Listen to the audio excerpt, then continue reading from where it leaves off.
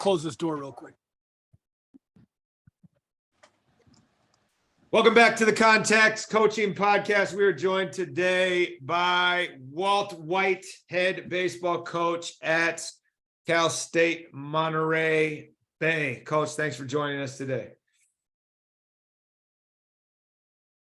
My pleasure. Thanks for having me.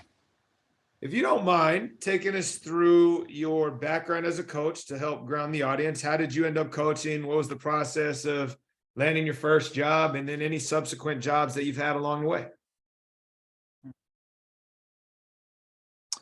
Yeah. So I don't know. It's kind of an interesting story. I mean, obviously, baseball's always been a passion of mine. And, I don't want to sound too corny, but, in some regards, I feel like it's really saved me, So, but getting into high school, like I remember my high school coach, Doug Worley, really good high school coach at Saugus High School, said I argued everything and I should be a lawyer. So I argued that point quite a bit.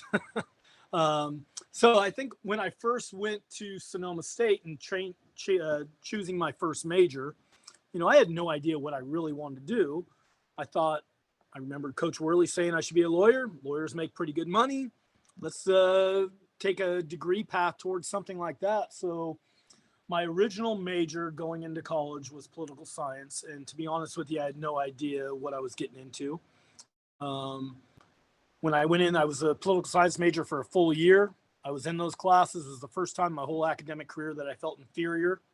I was in roundtable discussions talking about the Civil War in Yugoslavia. And at 21 years old, I had, I was watching SportsCenter at night. I wasn't watching world news. And so, like I said, it just didn't feel right to me. And after talking to some other students and getting an idea of where their degree aspirations were, I just started making a change, thinking like, let's not focus on what I could potentially make in terms of money somewhere down the road. Let's find something that I really enjoy and I'm passionate about. And, I was always a really good student. And it just, for that year, being a political science major, it wasn't fun.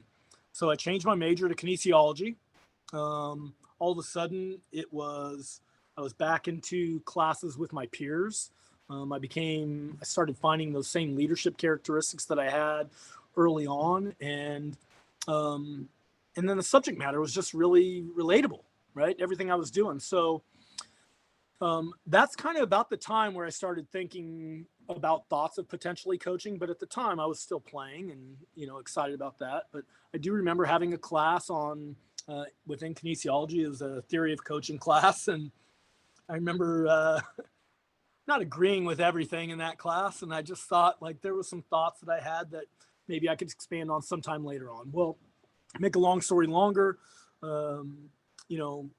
finished my playing career at Sonoma. I played the 2 years after junior college, and I was really fortunate that I was drafted by the Florida Marlins.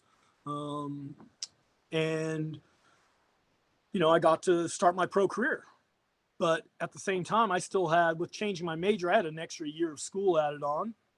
So, I changed each off season. I was planning on coming back to finish my degree, and I really wasn't thinking about coaching, but the head coach at Sonoma State, John Geltz, who huge inspiration and huge influence in my career, asked me, said, "Hey, Walt, you mind taking our infielders for a day?" And I joke around saying it was the worst mistake he ever made because he couldn't get rid of me. And so each off season, I'd finish my season in professional baseball and I'd come back. And it did get to a point where I had one class that I had left to finish, and the instructor would not allow me to show up late in the semester, or in the spring semester, I was leaving early. So I had to wait until I was done with my career to actually finish my last class.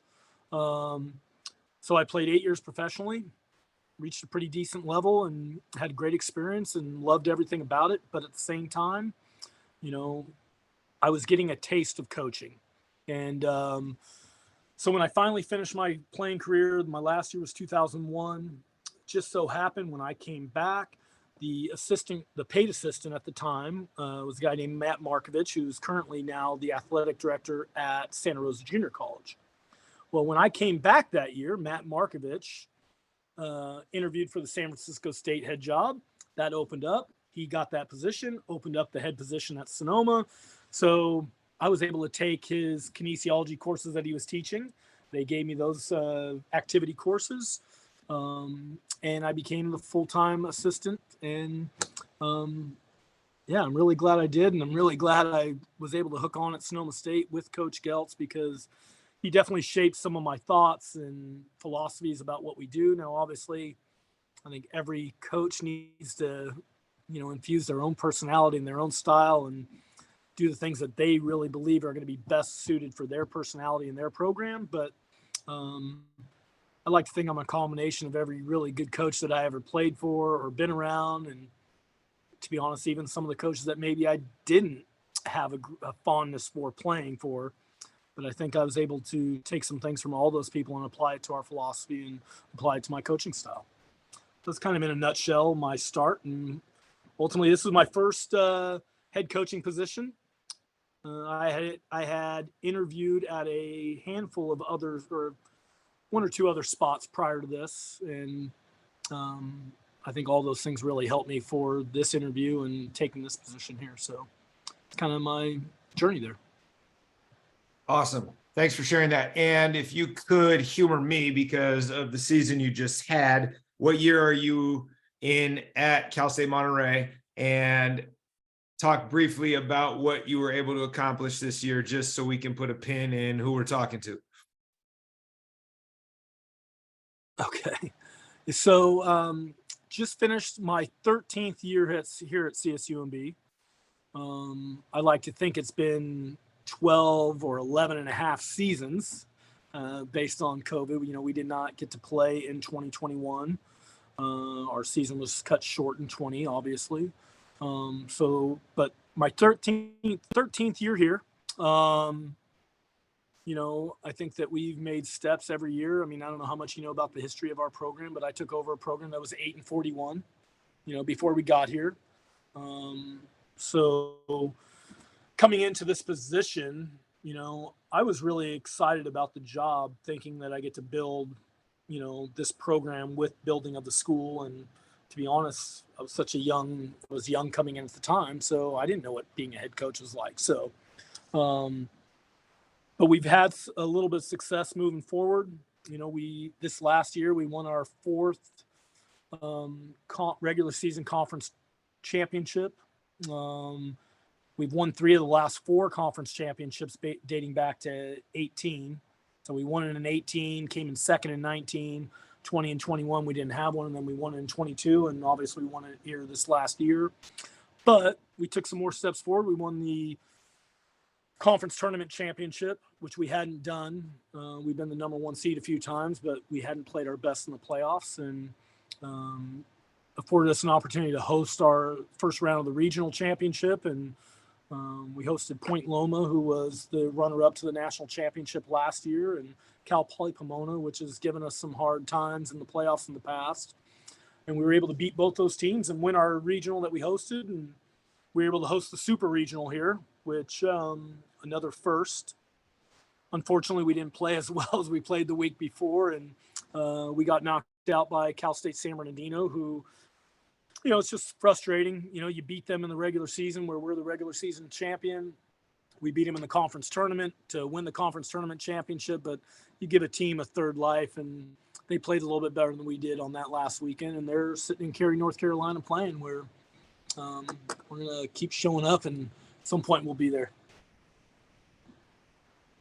Awesome. Thanks for sharing that. And I have a ton of questions now going back to a variety of things that you said. And I'm going to start with something that's a little bit of an outlier for me on these shows, but your professional career. Mm-hmm. What I'm curious about is the difference between the pro level, especially the minor league system in baseball, which is so different from every other sport, and college athletics, because a lot of baseball athletes are put in a position where they get drafted or they got to go to college. But what would you say is the benefit of one versus the other? And what did you learn living that pro life that has translated to your coaching career and what you've tried to bring back to the collegiate environment? Yeah, there's a lot there to unpack. I think that it's like I tell our team, the best baseball you're ever going to play and the most meaningful baseball you're ever going to play is right here in college, right? I think that the professional game, it truly is a job, and it's something that everyone aspires to get to because it's the best baseball in the world. And obviously getting to the big leagues would be the greatest accomplishment for any individual baseball player. However, it does change when you become a pro and there's money involved. And I think especially going through the minor leagues, what people don't really realize is wins and losses aren't important in the minor leagues, at least for the individual. They don't feel that way. The emphasis isn't on winning in the minor leagues. The emphasis is on, getting people to the big leagues and earning that paycheck and getting a contract. So there's a lot of selfishness throughout. And I'm not trying to be negative about it. It's not selfishly in a negative way, but it's selfish in a realistic way, right? When you're talking about millions of potential dollars out there. So, as a position player, you could go 5 for 5 and your team loses 10-2. Well, you're in the clubhouse with a smile on your face. You're happy. You're a step closer to the big leagues, where in college baseball, you go 5 for 5 and your team loses 10-2. You don't have a smile on your face. You needed to make another play on defense. Or you need to do something to help your team win. So the collective effort and the collective meaning for everybody is so different in college athletics. I also think there's more of an opportunity to develop relationships that are long lasting within a college atmosphere compared to professional baseball. People are moving in and out. Your rights are sold left and right. And, I was traded throughout my career. I went from the Marlins to the Diamondbacks, 5 years into my career, and you start all over again. And now, with all that said, you make new relationships and you have those things, but I could tell you, yes, I have some good relationships through professional baseball that people I still keep in contact with and they're close friends. But, some of my best friends and some of the people that I would trust with anything in my life are people that I went to college with and played on those teams with. So now from a coaching standpoint and bringing it back to this level, I think there's a lot of great baseball players that have played at a high level that aren't very good coaches. Right. And there's some really great coaches that haven't played at a high level. So I don't think being an ex-pro gives me any more credibility than anybody else coaching. I think what it does, if there is a benefit, the benefit is a relatability to the people that you're coaching. Now, with that said, that's all fading if you don't know how to communicate and you can't build trusting relationships with your players. Then you're just a ex-pro that thinks he has his, that his crap don't stink, right? And I think the whole idea is, to use that relatability factor from having that professional experience, but still go back to the golden rule of treat people the way they would like to be treated and have some mutual respect and bring players closer to you so you could really coach the heck out of them. And so I don't know if that answered the question a little bit, but that's kind of where we're at there. No, that's a great answer. And my follow-up is now going to bring us back to you landing as a first-time head coach in regards to what is it that you realized right away that you needed to figure out. And you took over 8-41, and now you guys are winning super regionals or hosting super regionals. Like, what does success look like, right? So it's a two-part question, but what did you realize right away that you weren't prepared for and you had to figure out? But then also, what have you been able to build over the years to really turn the ship to where you are now? Yeah. Well, it's funny. Getting the position, like, obviously that was always a goal. And I think once I accepted the position, the reality set in of like, I don't know what I don't know what it's like to be a head coach. Like, everything was going to be brand new. As simple as writing out a lineup card and handing in the lineup card and which copy goes to the home plate umpire, which copy goes to the other team, which copy goes to the press box. What am I supposed to do with the copy that I have? All these little things that you take for granted that I thought would be really simple became, those first games, like, hey, I'm calling my old head coach, which copy do I give him? And he's laughing.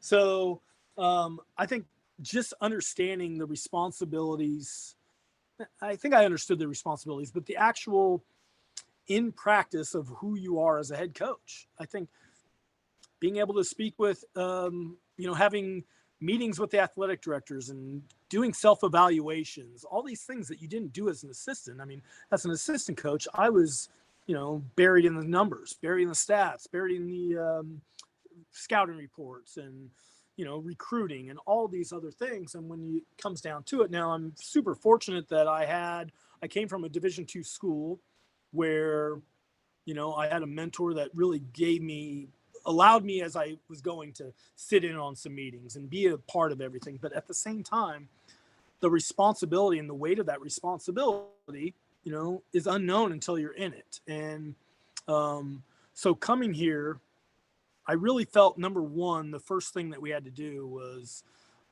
get the people that were currently here on our side. I just felt like when you're 8-41, and obviously we played against them. And when we were, as a coach at Sonoma, we were responsible for putting quite a few of those 41 losses on them. But I think first and foremost, the whole plan was to, one, identify what the current culture was like. You see it from the outside looking in, but really take a deep dive and get to know the players that were currently here and figure out what was going on and what they needed. And I think what I really found that they really needed was trust and belief in them, and create an environment where they love showing up. Right. And I think that there's too many people in this game that think it's all about baseball and all about how prepared can we get you. Where I just think it's really about the state of mind that the team has and each individual has showing up every day. And I've never wanted to create an environment where it was fearful. I want to create an environment where there's a fear of disappointment over a fear of punishment.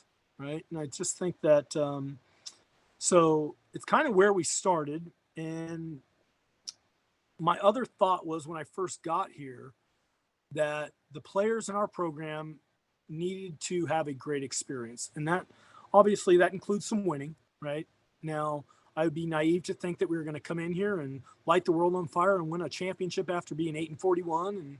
But I thought just showing improvement in attitude, showing improvement in the attitude of our players on within our campus community and within the classroom.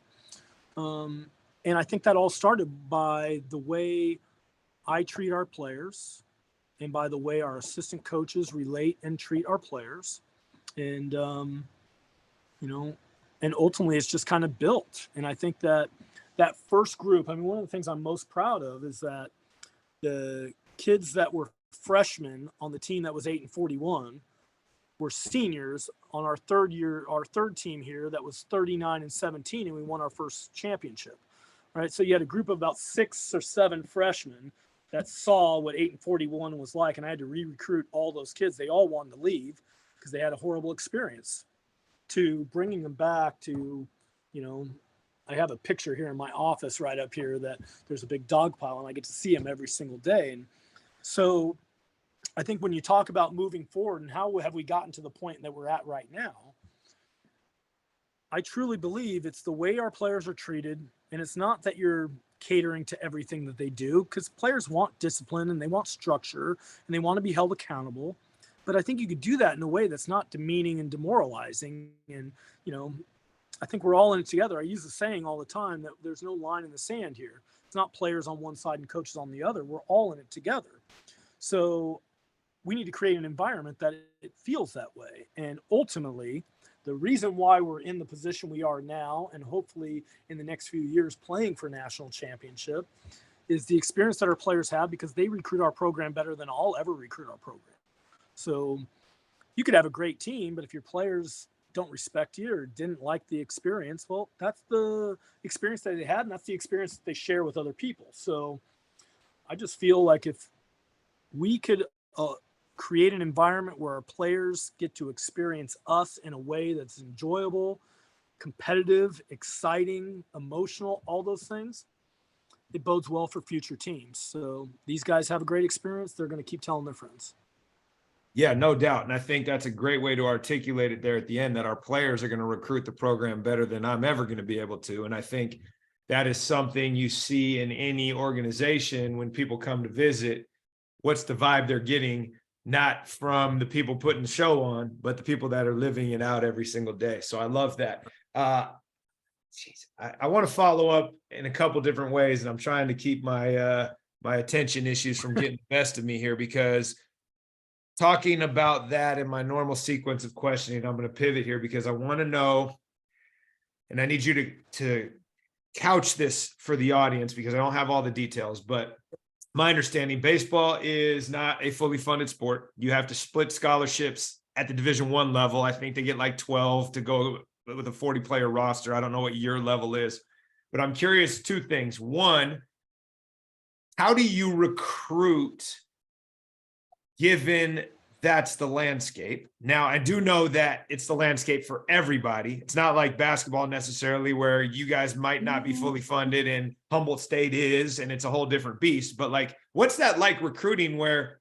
it's not necessarily scholarship play for everyone, right? Probably the majority of your roster isn't receiving any athletic grants and aids. And then the second piece of that, with the Wild West of the transfer portal, how is that impacting what you do? And what have you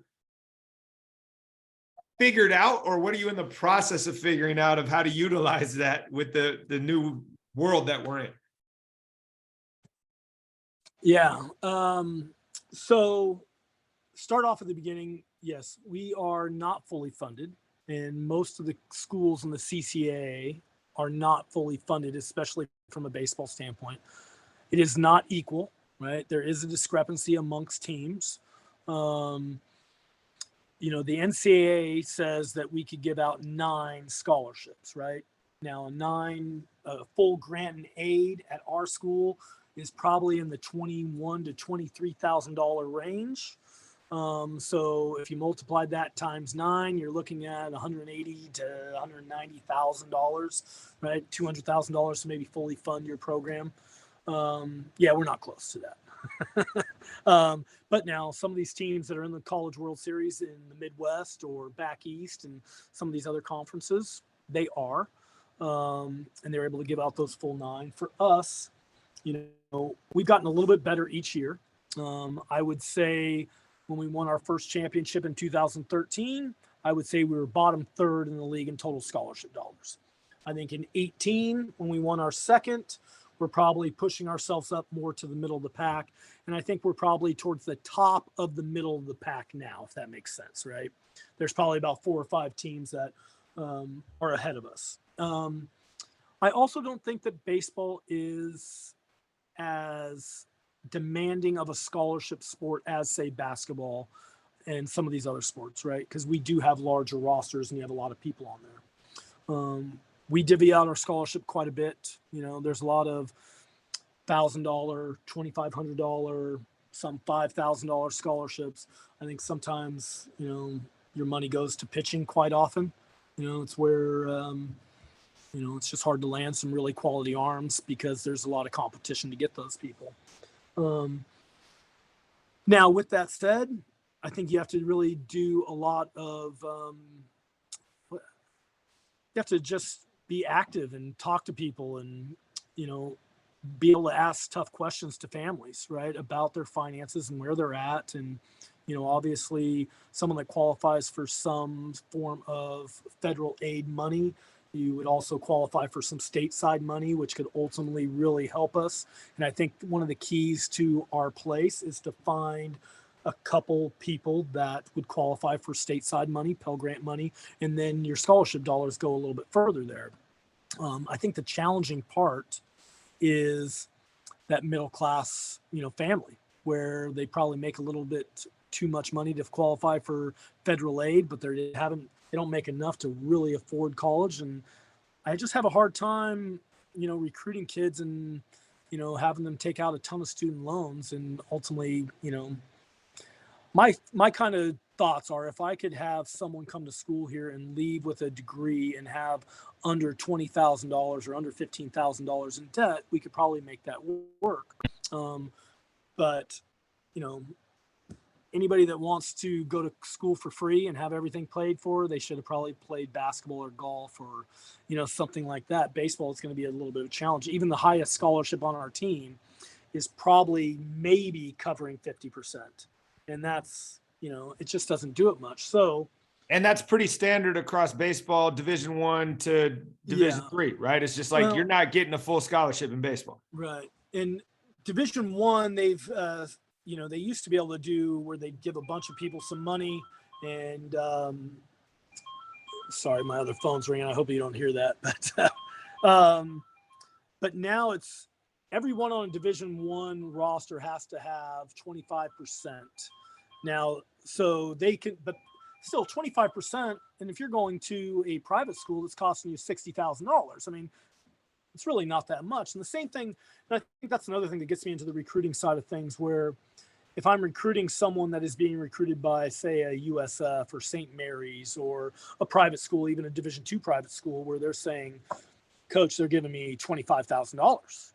Well, it's like, I could give you $1,000 and it's going to be cheaper to come to school here. I can give you no money and it's cheaper to come to school here. So I think over the years you've developed certain things, and, or someone's getting a big scholarship to a school out of state, where I'd say if I could show you that it's going to be cheaper to come to school here on no money than it is to go to, Rogers State in Oklahoma, right? Where, how often are you coming home for the holidays? Are you coming home for Thanksgiving? You're coming home for Christmas? Someone coming out to see you, you start adding up all these plane flights. And so there's you have to really do your research. And then in terms of the transfer portal, the last few years it's hurt Division II, right? Where a few years prior, if someone went in the transfer portal, you didn't have the transfer exception from Division I to Division I. So these kids were going in the transfer portal looking to go play and have opportunities in Division II. Well, now you're looking at, if I pulled up the transfer portal right now, there's going to be 100 names just from today, just in baseball. And if I did it another 3 or 4 hours from now, there's another 100 names. And so it's almost to the point now in the transfer portal that you have to have a previous relationship, whether you've recruited them prior or their coaches. And then once they're in there, there's a way to get steered to you, or maybe they know someone within your program. Now, also at the same time, one of the benefits of us having, back-to-back really good seasons, that people that are leaving Division I that maybe don't have Division I eligibility are looking towards some of the top Division II teams. So if I'm being really honest, it's just created a little more work. Yeah. And I ask because the way it was framed to me recently was that,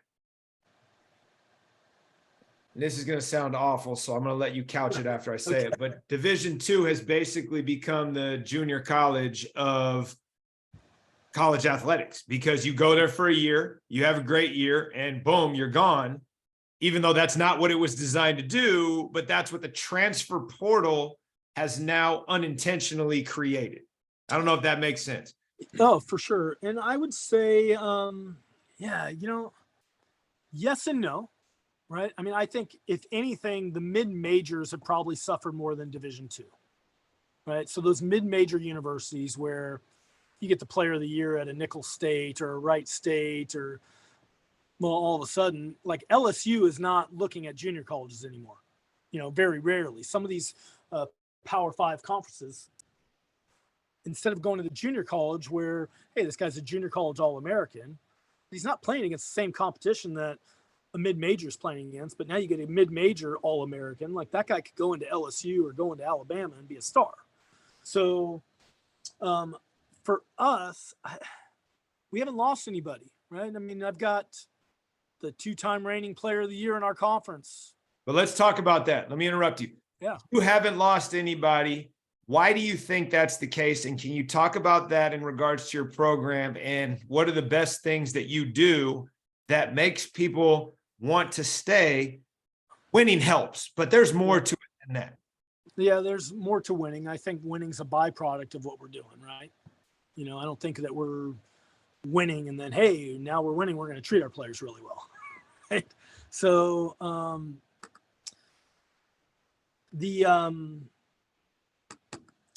sorry. totally lost train of thought there. Repeat What I that. asked in that was, Yeah. what's the best thing you do in your program that's leading to people wanting to stay? Because the outside conditions are now such that they don't have to, where before it was like, if I transfer, there's penalties, and now it's the Wild West, but people are still staying. So why is that? Yeah. I don't know if I could actually give you a concrete one thing answer. I think that if I was to, my wholehearted belief, truth is, I think it's the way that our players are treated, the experience that they have with us. Right. I say it all the time, and I don't know how accurate it is, and I don't know how many people believe. I just think that I'm a different coach than most people are going to play for. Right. And,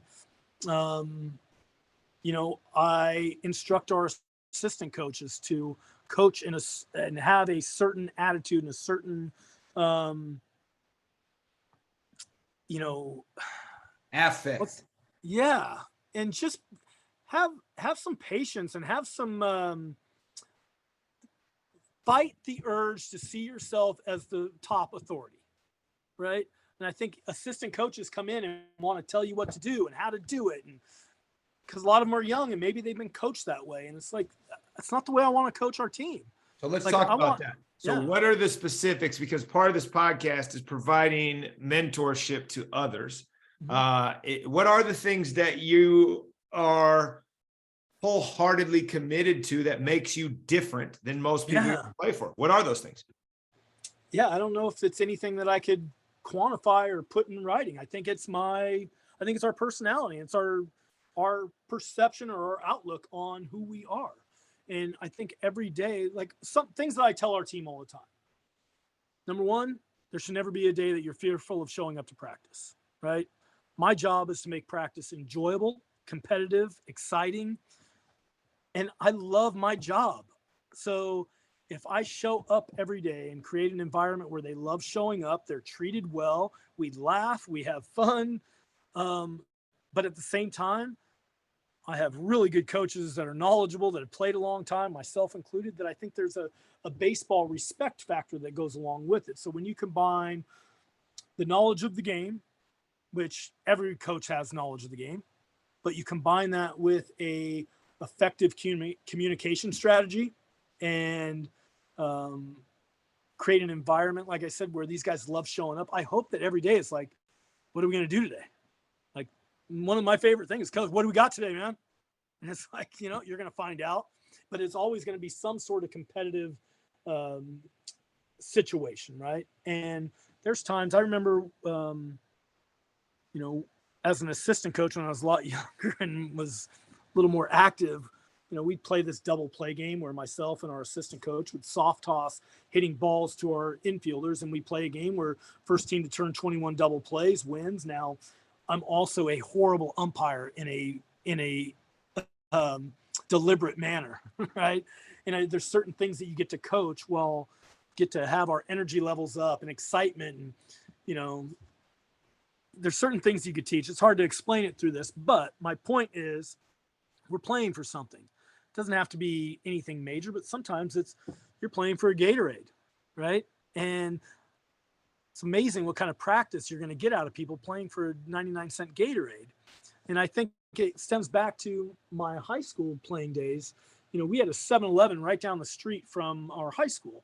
And whoever made the best play in practice got to meet Coach Worley up at 7-Eleven. He bought you a big gulp. So it stayed with me this whole time because we would practice at a pace that you would play in games, and it wasn't forced. It was enjoyable. And then you got to go and get a big gulp if you made a great play. So little incentive things like that. And those kind of things are the way we practice. Now, getting back to why people aren't leaving, I'm hoping it's out of the fear of disappointment, right? I've gotten so close to people. I've met every single family here. I have an open door policy. I mean, I'm not going to talk about playing time with parents, but I'll talk about their kids. Well, I think the whole idea is to, be a community and be together and help develop the person. So if the parents love it, the players love it, I've had coaches in our league ask me all the time, like, are you afraid to send your players out to play summer ball? Because, they lose players to other Division I schools. And it's like, I've got the 2-time reigning player of the year. And I mean, you think that guy can't play at any Division I school in the country? He's probably going to get drafted here and, during the draft. And I mean, kids stayed here through the pandemic, through everything. Well, I want to push back on that question as the intention of it. Are you worried to send them out? And it's like, well, hold on. Our job is to help these kids become the best version of themselves. And if I'm worried about that, then I'm not putting them at the center of the experience. So that question is flawed in general. 100%. Yeah. Not worried one bit. Like, go. Yeah. Other people may be that way. The way I look at it too is I'm really secure in what our program does for people and who we are. Mm-hmm. And you either want to be a part of it or you don't want to be a part of it. And that's okay either way, right? Yeah. If you want to be in, I want you all in. I'm going to be all in with you. If you're not, it's okay to move on and go and do what you want to do. And, I just think our job is to put these kids in the position to be successful one way or the other, whether it's here or moving on and moving forward.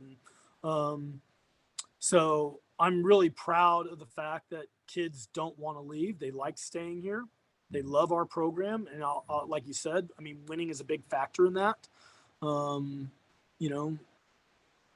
I'm sure when this program was 8-41, there was a lot of kids that wanted to leave, right? And, and I also think that it's, whatever's current, right? Right now we're at the top of things. So everyone loves it. We have a year or two that aren't as successful as we had. I'm sure I'm not as good of a coach as I once was, right? We shall see, but let's talk about that for a second. So, okay. In a small college environment, you get to spend a lot of time with the other coaches, right? Like CJ just popped in and said hello. You know everybody well. You have time to go and watch what they're doing. And I'm always curious what people have learned watching other teams. And most coaches have tunnel vision on their sport, and that's where they try to study. But I'm always curious, hey, what are you learning watching Isaac coach basketball, right? Or Dre coach softball, or Jason coach golf? Like, what are the things that you've learned over the course of your career watching other sports and other teams that have found their way into your practice and your approach? Yeah, I think I do. Obviously the games are fun to go and watch, but I think I like to see other teams practice. Like it's been a little bit since I've been able to sit in on the men's basketball practices, but when Isaac first got here, I'd go down and watch them quite a bit, and I'd go up and watch Dre and softball. And I always do. I think one of the things that I really admire about Isaac, especially in a sport where you'll watch basketball head coaches like lose their mind and their shirts ripping off and they're going crazy. And Isaac is just always really calm and stoic. And I know deep down, there's no way he could be that calm, on the inside. And I remember watching him coach and thinking about myself going like, I get a little animated. I get really excited sometimes. And maybe that's just, I don't know what it is, but I thought that, and I've watched other coaches, not on our place, but watch other baseball coaches. I watched the Vandy coach the other day during super regionals and just seeing how calm and stoic, like he's been there and done it. And it's like, yeah, so there's things that I think we could all adjust and do. And then I watched Dre, she brings so much energy to her practices. And I think there's some similarities there with how she coaches and what I do, but I observe, and I probably spend more time watching the coaches when I go and watch them practice or during games, just to see they handle situations. And not necessarily here on our staff, but I always felt like I was a combination of every coach that I've ever been around, and whether that's taking the things that I really like and apply to what we do.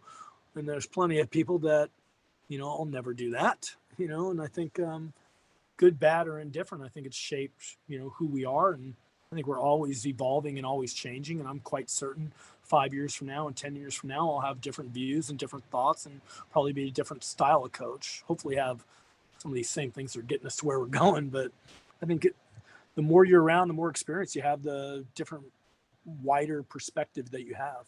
No doubt. And on that note, how would you say your approach has evolved over the years, right? You say you're constantly evolving. Are there things you can point to going back to when you were assistant to when you first became a head coach to now? What's shifted? What's evolved? Yeah, I think no doubt when I first got here and really as an assistant coach, and then maybe I touched on it earlier, but I thought it was about the baseball, right? Teaching them how to hit, teach them how to field, show them this, show them that, and yes, there's some of that to it, but I think it's far less about the baseball and far more about the attitude and the development of the person. So I'm more convinced now. I go out and see people play less now than I ever did when I first got here. I think to me, and I say it all the time, the most important thing for me now, where maybe when I was an assistant coach or when I first got here, I was going out and beating bushes and going to watch people play, thinking I was so good that I could see someone play one day and realize like that guy's either good enough or not good enough. Well, I think as you get around it long enough, you realize like no one's good enough to tell someone in one day if they're good enough or not. Right? In baseball, especially, like if you go watch basketball, you can see a kid jump, dribble, speed. It may translate, but in baseball, you go watch a kid play and you see him strike out twice or make an error, and that's not who he is. Or you can see him homer twice, and that's not who he is. You're not going to get that every day. But I think seeing people over a extended period of time where you get to see the ebbs and flows and what their attitude's like and how do they handle failure and how do they handle success and what kind of character they have with their teammates. So I think now it's gotten to the point that the most important thing that we do within a recruiting standpoint is sit down and spend a day with their family, meet their parents, meet the kids, see how they interact with their brother and sister. One of the things I love is when they show up with their brother or sister and I ask them, hey, is Billy, what kind of brother is Billy? Like, and the young sister is going to tell you exactly who he is. Right. Or if you're sitting there and moms always have a ton of questions, right. And inquisitive, thought provoking questions. And I encourage it. And, I've had a recruit in here saying, Mom, just knock it off, or don't say that. Or, to be honest, I've had someone tell their mom to be quiet or shut up. And obviously I'm not coaching that kid. Right. So I think that as I've gotten older, right, I think it's become less about the baseball and more about the people. Mm-hmm. And I think the more successful our program is, we're getting good baseball players. Mm-hmm. So now I don't have to decide between good baseball players. I have to decide between which good baseball player is a better person and has a better character, which one is better for our program. Now, even with that said, I also believe in our program and believe in the people that are here, that I have no problem taking chances on people. Mm-hmm. I think that everyone has a chance to reinvent themselves. And I also feel really strongly in the character of our program and the care that myself and our assistants and our staff within our athletic department, can bring people along and make them, hopefully develop the person. Mm-hmm. Now, you can't have a whole team of character flawed people because you're in big trouble, right? But I think giving people second chances and giving people opportunity to reinvent themselves is always a good thing as well. Yeah, no doubt. And I love that approach and the way in which you try to see kids for who they are rather than just what they happen to do in the 30 minutes you were watching them. Right. Let me ask this. Tim Ferriss on his podcast always talks about people learning from earlier failures in life. And he asked them, do you have a favorite failure that has been transformational in your growth as an adult, as a coach, as a leader? Are the things that you kind of put a pin in and you're like, damn, I always go back and reference that, and it's kind of shaped who I am today? That's interesting. It's funny when I think of failure, I think of our immediate failures, and that's not what the question is asking for, but I can't get away from that. But I'll tell you one that I think is really, it has shaped me a little bit. It's the first time I ever interviewed for a head coaching position. So 2006, I believe, 2005, 2006, maybe. I interviewed for the Cal State LA position, and I was a finalist. And to be honest with you, and so 2006, I don't know how old I would have been, 34, 35 maybe. First interview I'd ever been on. And I'm thinking, like, I'm going to get the job. I'm the guy. And I was a finalist, but they had messed something up in human resources. So they had to come back. It was myself and Dave Taylor, the head coach at Chico State right now, were the two finalists. And Specifically, I remember two questions by Carol Dunn. She's now retired. She was the athletic director there and really respectable athletic director. And like I said, back then I thought it was about the baseball, you know? And I remember two questions. One, she asked me, you know, this job pays really well. It pays in the, $140,000 range. And I mean, I'd been making $15,000, right? Maybe 20. And are you prepared for something like that? And this is going to be a big jump. And I remember thinking, like, I'm sure I could have had a better answer, but it was like, yeah, I'm ready, but I'm sure there was a better answer out there. Like, I'm really looking forward to managing my money correctly or whatever. So that was one. I think it showed my youth or naivety. I don't know, however you want to call it. But the other one was really important. And I've shared this with a lot of our assistant coaches or people that I've coached that are moving on. She asked me if I'd ever had any violations, small, big, whether I reported them or not. And, what's your answer to that? And I remember thinking, like, this is a trick question, like, I'm not getting, no, I've had no violations. I haven't done anything wrong, which, come on, any coach out there, you could send an email at the wrong time and you should self-report. Or at that time, you were only allowed to make phone calls, one phone call every 5 days to a recruit. And I'm sure I made an impermissible phone call at some point, but in my mind, the question was to get me. And so obviously I didn't get the job, but it did. It stayed with me for a long time that, especially in these interviews, like, be humble, be honest, be revealing. Like, obviously, if you stole cars and you did jail time on things, you're going to have to be honest. They're going to know about it, but you're probably not going to be the leader of men that they want you to be. But when you're talking about, little things that everyone makes mistakes. It's what you do and own up and how you come back from it. So I've thought about that question quite a bit. I've used that to hopefully help other people. And I'm not sure if that's actually, it was definitely a failure because I didn't get it. And but it has resonated with me. And I don't know if that was the actual intent of it. I'd have to think about it. Maybe I'll come back on another podcast sometime and give you a better answer for that one. Well, the answer is what you just figured out. It's like, these are the things that have set with me. These are the things that are, I think about in life in regards to how it shaped the next evolution of my journey, right? Which is when I'm in these interviews, like, they're not trying to get me. They're trying to see, like, what I'm built on, right? And I think that's a great lesson. And it brings me to my last question, which is also sometimes a stumper, which is, what have you most recently changed your mind on? It doesn't have to be baseball related, but it's like, I used to be over here and now I'm over here, and here's why. Meaning, right, I've changed my opinion on something very intentionally, based on experience, based on studies, whatever it might be. And I'm always curious what that is for people, as we always try to promote continuous learning, growth mindset, things of that nature. And I'm always curious the answers I get to that. Yeah.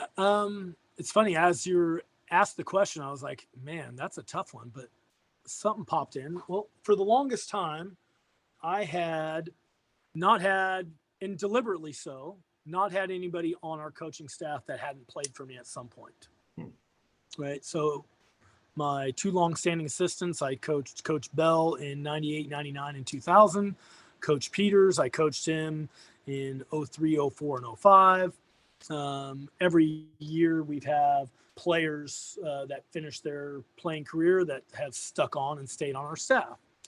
And I don't know, I think I took pride in that for the longest time, but we've had so many people inquire about coaching with us. And for the longest time, I was telling them, I appreciate it, but, we've got a full staff. This was the first year that I brought someone in that was outside of my coach, or that didn't play for me. And it was funny how it worked out. It was someone that, the guy's name is Kramer Champlin. He worked with our pitchers this year, and he turned out to be really great with us. And I think he's going to stick with us and be around for a little bit. But he was he played at Arizona State. played a number of years in the Blue Jays organization, and he was coaching up in Central Washington University the last few years. But somehow he ended up in this area, has a relationship. And so he contacted me, and I said, you know what? And I tell him the story. I've never had anybody that hasn't coached with me, but you know what? Why don't you come on in, spend a couple days here? And I did. I had him come in and spent probably about 2 weeks coming in the office, talking, not giving any responsibilities, not telling him he's going to coach with us. And finally, about 2 weeks in, where he showed up every day, he's like, so am I part of the staff? I'm like, yeah, you've been part of the staff for about 2 weeks. What are you talking about? So it's definitely something that I wanted him to earn it, to be honest with you. And I didn't want to give him anything. And I think the hard part for me early on was, like, I have a list of head coach, assistant coach relationship things. And one of the things I always think of is, like, I don't want a bunch of yes guys. I don't need people saying, yes, coach, we're going to do that. Right. But I sure don't need a daily battle of wits, right? And I don't need to have arguments about it in the middle of a ball game. Like, I want to hear what you have to say.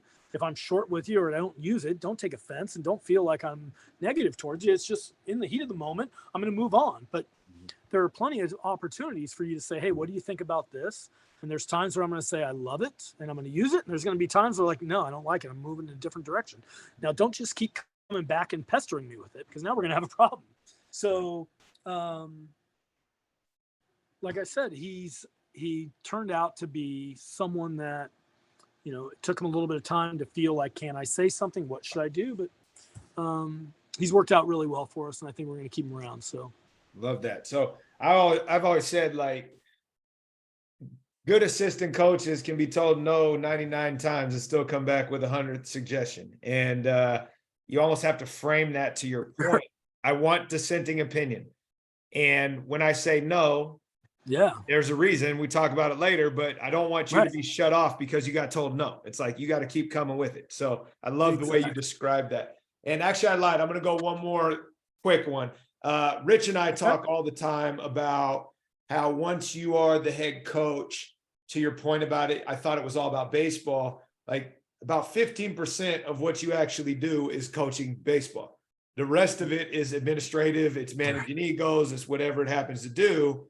Give a quick soundbite on that as we exit here for people that are getting into this thinking, oh, I can't wait to be the head coach of the basketball team, because then all I get to do is basketball. And it's like, no, you just took all of that off your plate.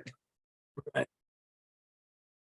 Yeah, I think head coaches at the Division II level especially are everything from travel agent, academic advisor, you know, anything you could possibly think of. We're everything here. Yes, you are not as – now, I would say this. I have made a point to make sure that baseball isn't 15% of my job, right?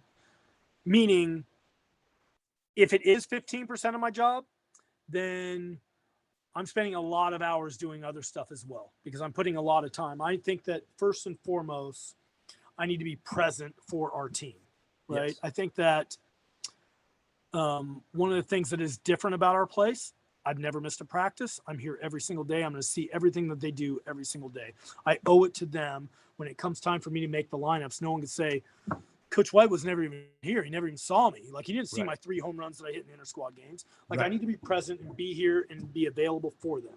Yeah, no doubt. Now, with that said, I'm doing everything. I'm, you know, over the summer here when I recruit, you know, I'm the first step for these kids to get classes.